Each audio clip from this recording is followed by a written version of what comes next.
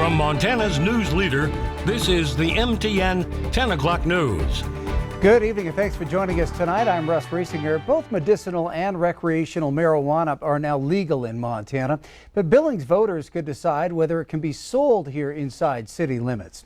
Local marijuana policy was one of the major topics at tonight's Billings City Council meeting as the council heard about the options it has to regulate the distribution, sale, taxation, and type of marijuana businesses that operate inside city limits. That meeting tonight was the council's first back in person in the traditional City Hall chambers since March of 2020. Q2's Mitch Legge joins us now with a recap. The question of whether to allow 7 different types of marijuana businesses inside the Billings city limits could be up to the voters in an election on November 2nd. This after the city council directed staff on Tuesday night to look into the question of holding that election. Assistant City Attorney Karen Tracy outlined the rights that the city has to marijuana implementation under House Bill 701, passed by the state legislature and signed into law by Governor Greg Gianforte on May 18th this year. The law carves out 7 types of marijuana business categories: cultivation, manufacturer, medical marijuana dispensaries, adult use or recreational dispensaries, combined use licenses, testing laboratories, and transport facilities. If the city council takes no action, the 7 business types will be allowed to operate inside the city limits starting January 1st, 2021. Tracy said the council can regulate those 7 businesses if it chooses to do so, or it could go back to the voters, who would have the final say on individually allowing or prohibiting any number of those 7 business types within the city.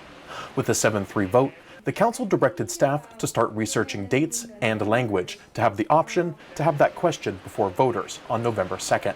That's the same date when Billings voters will also decide on a $7 million public safety levy for the Billings police and fire departments. The council also directed city staff to form a committee to further discuss and work through the complex task of implementing legalized cannabis in the city of Billings. Ultimately, our goal is to be back here late summer or fall with regulations for first reading, second reading, 30-day effective date, so that everything can be squarely in place before January when the laws all become effective. So part of my message here is we don't have to, the idea wasn't we're going to walk out of here tonight with all the answers.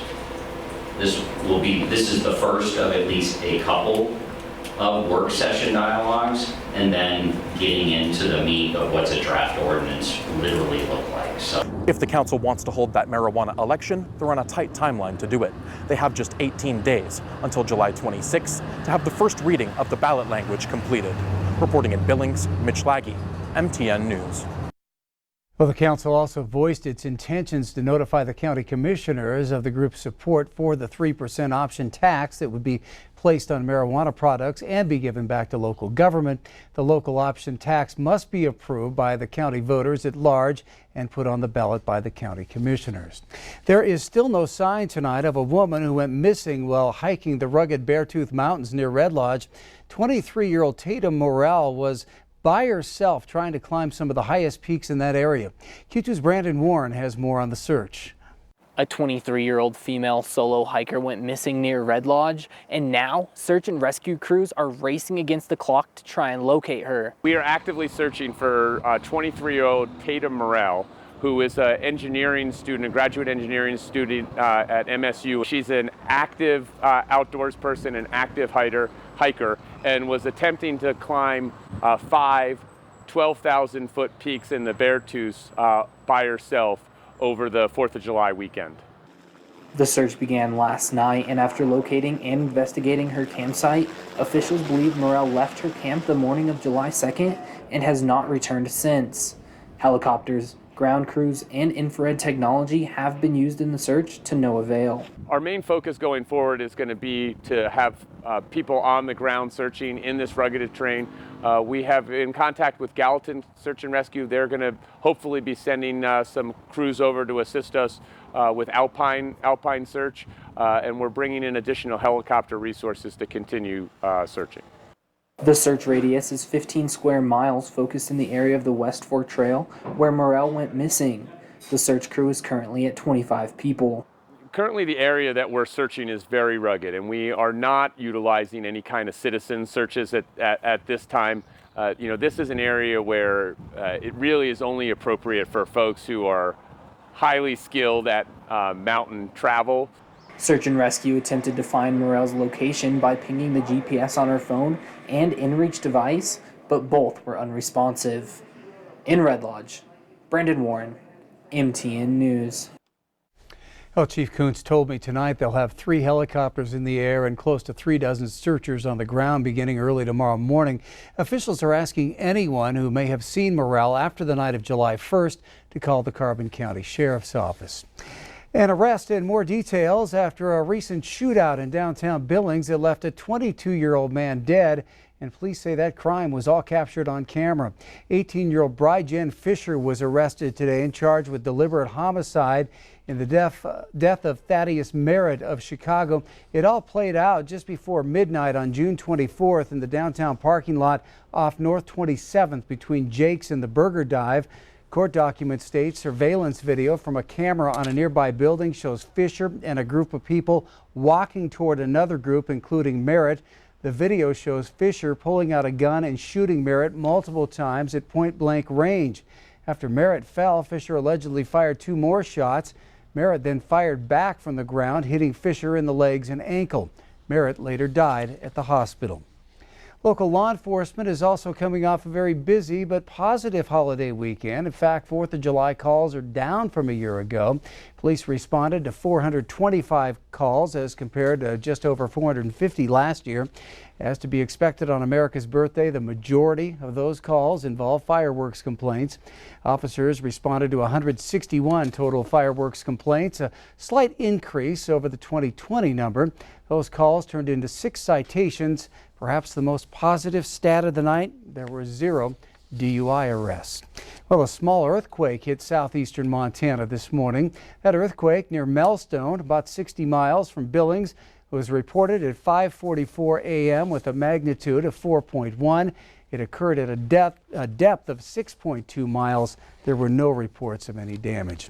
Now turning to Chief Meteorologist Ed McIntosh. That was this morning. Tonight it was the severe storms that rolled through, causing some hail and other problems. That's right, and we're continuing to see a little bit of activity. Things have really quieted down quite a bit. Now here's where that earthquake happened near Melstone first thing in the day, and then watch as we start getting into the evening, pretty much all around that region, first around Shepherd, Huntley, up towards Lavina during the afternoon and early evening hours, and then continue to move on a line south from Hardin down towards Lame Deer by later in the evening. Also got a heads up on a possible tornado around Hayes. That happened during the evening hours. They'll go out and do a ground surveillance of that tomorrow to see some large hail. And then a storm that was moving through the Sand Springs area just outside of Jordan continued to move through. Look down into the lower left-hand portion of your screen. There's Melstone. They're just not catching a break today.